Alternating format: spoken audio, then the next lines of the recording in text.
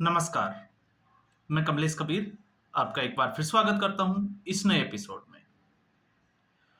कल प्रधानमंत्री ने मीटिंग की और सबकी नज़रें इसी बात पर थी कि शायद पाकिस्तान के खिलाफ कोई बड़ा एक्शन की तैयारी चल रही है, क्योंकि उससे पहले कुछ संकेत इसी तरीके के थे।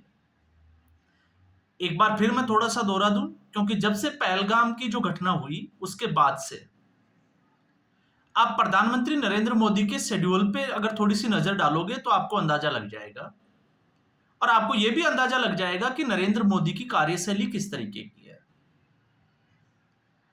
जब सब लोग और विपक्ष ये सोच रहा था कि कुछ बड़ा डिसीजन लेने वाले हैं, उसी बीच में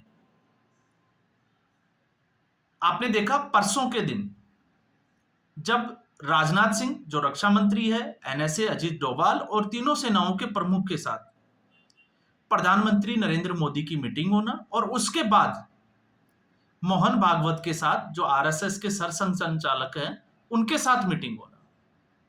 अब एक तरफ पूरा मीडिया जो है वो ये इसके कयास लगा रहा था कि अब जो है वो मोहन भागवत ने पाकिस्तान के ऊपर हमले के लिए हरी झंडी दे दी, जिस तरीके से जो है वो मीडिया का काम है।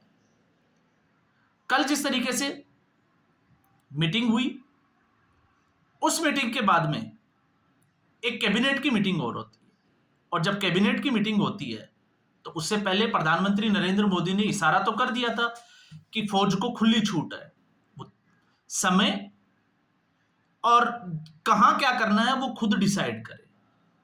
लेकिन उसके बाद में कैबिनेट मीटिंग के बाद में अश्विनी वैष्णव ने जिस तरीके से बताया कि कैबिनेट में जातिगत जनगणना पर मुहर लग गई।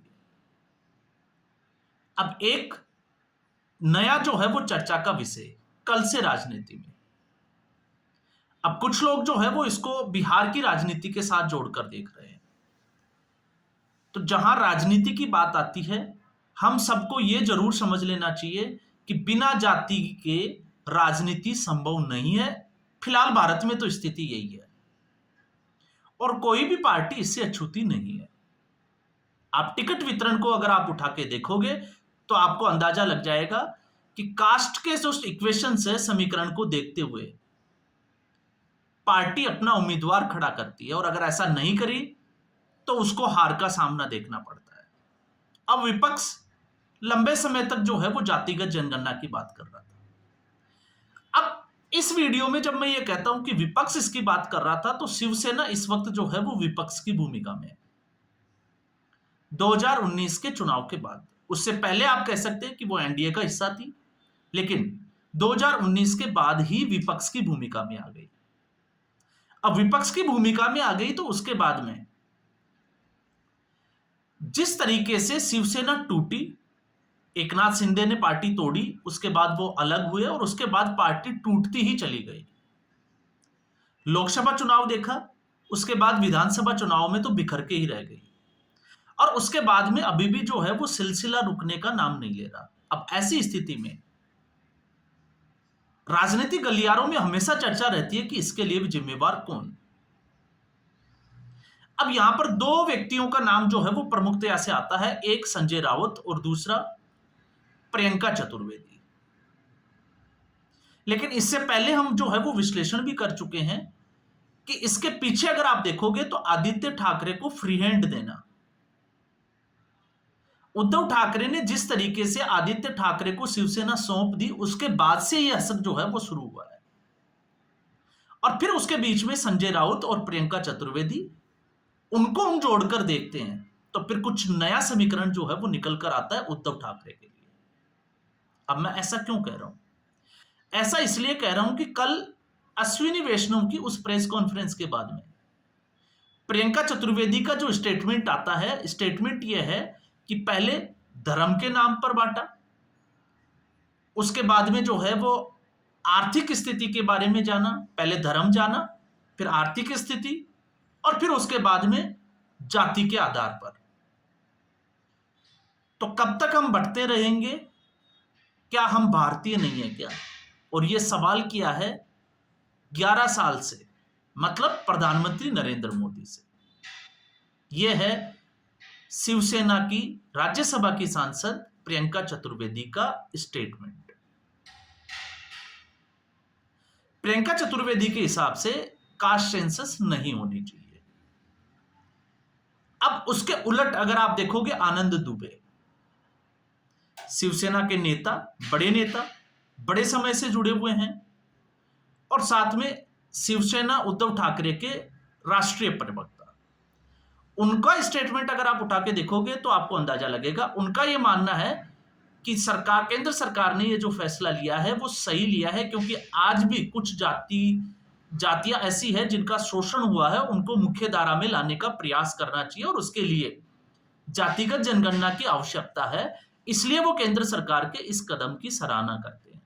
लेकिन साथ में जो एक डाउट जो उठाया जाता है कि क्या ये सिर्फ चुनाव के लिए है, तो जहां चुनाव की बात आती है वो मैंने पहले ही क्लियर कर दी कि कोई भी पार्टी जो है वो इससे अछूती नहीं है। अब वो चुनाव जीतने के लिए कर रहे हैं, क्योंकि कोई भी पार्टी कोई भी डिसीजन लेती है तो आप मान के चलिए वो चुनाव जीतने के लिए ही करती है। कोई पार्टी नहीं चाहेगी कि वो चुनाव हार जाए और सत्ता से दूर हो जाए। अब ये भारतीय जनता पार्टी के लिए हम कहें तो इसमें जो है वो कतई बुराई नहीं है। क्यों लिए गए, क्या होगा, वो कल भी मैंने एक वीडियो में बात की थी। मुझे लगता है कि वो वीडियो आपको दोबारा देखना चाहिए, क्योंकि अगर मैं उसको रिपीट करूंगा तो मुझे लगता है कि आपका जो है वो समय खराब हो जाएगा, वीडियो जो है वो लंबा चला जाएगा। क्योंकि इस वक्त विपक्ष की जो स्थिति है, जिस मनोस्थिति से गुजर रहा है, वो जिस तरीके से मोदी विरोध के चक्कर में राष्ट्र विरोध की तरफ जा रहा है, तो उसको रोकने के लिए ये एक सिगुफा हो सकता है कि पूरी चर्चा का जो विषय है वो आतंकवाद, केंद्र सरकार और पाकिस्तान से हटकर जातिगत जनगणना पे आ जाए और नरेंद्र मोदी और उसकी सरकार और सेना जो है वो अपना काम करती रहे। ये एक जो है वो बड़ा मुद्दा केंद्र सरकार का हो सकता है, इसमें छिपा हुआ एजेंडा हो।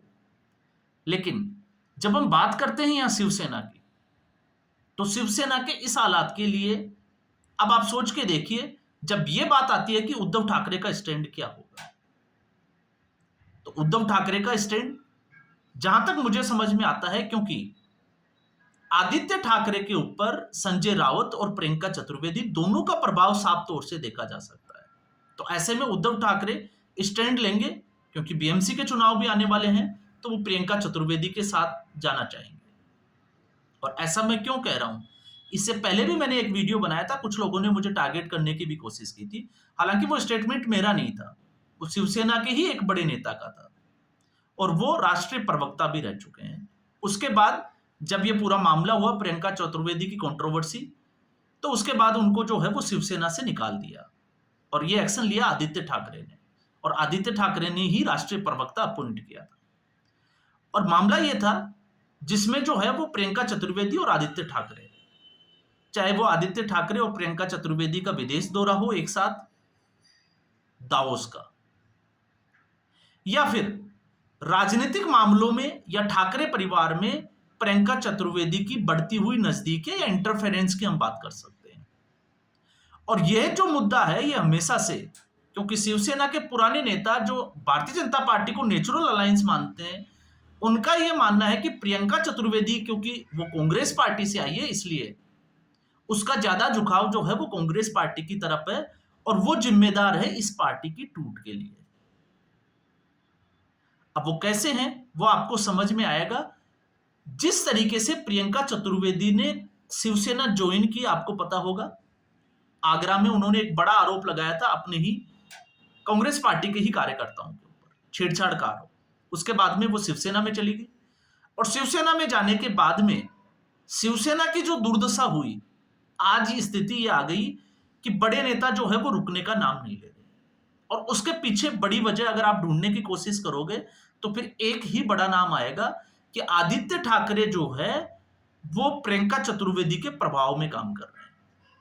अब मैं किसी दूसरे एलिगेशन की तरफ नहीं जाना चाहता, लेकिन प्रियंका चतुर्वेदी का जो स्टेटमेंट होता है, आदित्य ठाकरे का स्टेटमेंट हूबहू वैसा ही होता है। तो ऐसी स्थिति में समस्या खड़ी हो जाती है। जो सीनियर नेता है शिवसेना के, जो शुरू से ही जुड़े हुए हैं, फिर चाहे बात कट्टर हिंदुत्व की आए, चाहे बात जो है वो नेचुरल अलायंस की आए। आपने देखा होगा 2019 के बाद में जब से शिवसेना महाविकास आघाड़ी में गए हैं, उसके सुर कैसे बदलते गए हैं। और आज तो मतदाता भी जो है, और जब कट्टर हिंदुत्व का नाम लिया जाता था तो पहले जो है वो एक इमेज बनती थी बालासाहब ठाकरे की, शिवसेना की। लेकिन अब शिवसेना उससे भी जो है वो बड़ी दूर होती चली गई है। अब शिवसेना को सबकी दृष्टि से देखा जाता है, और ये हम नहीं, क्योंकि जो कट्टर शिवसैनिक है, जो शिवसेना छोड़कर एकनाथ शिंदे के साथ जा रहे हैं, उनका भी यही मानना है कि कहीं ना कहीं इन सब के पीछे प्रियंका चतुर्वेदी का हाथ है। अब एक दो दिन में जो है वो पार्टी का स्टैंड क्या है, इसमें हो सकता है उद्धव ठाकरे या आदित्य ठाकरे का स्टेटमेंट आए। अब उस पे जो है वो सबकी नजर बनी हुई है कि आखिर विपक्ष का तो आपने देखा क्रेडिट वॉर चल रहा है, क्रेडिट लेने की कोशिश कर रहे हैं कि उन्होंने केंद्र सरकार के ऊपर दबाव बनाया। तो अब उद्धव ठाकरे के ऊपर है सबकी नजर कि शिवसेना का स्टैंड जो है वो इस पर किस तरफ है, केंद्र सरकार के साथ या फिर केंद्र सरकार के खिलाफ। यानी कि मैं सीधे तौर से कहूंगा, या तो प्रियंका चतुर्वेदी के साथ होगा या तो प्रियंका चतुर्वेदी के खिलाफ। तो आज के एपिसोड में बस इतना ही। उम्मीद करूंगा वीडियो एपिसोड आपको पसंद आया होगा। वीडियो को लाइक करें, शेयर करें, चैनल जरूर सब्सक्राइब करें। धन्यवाद।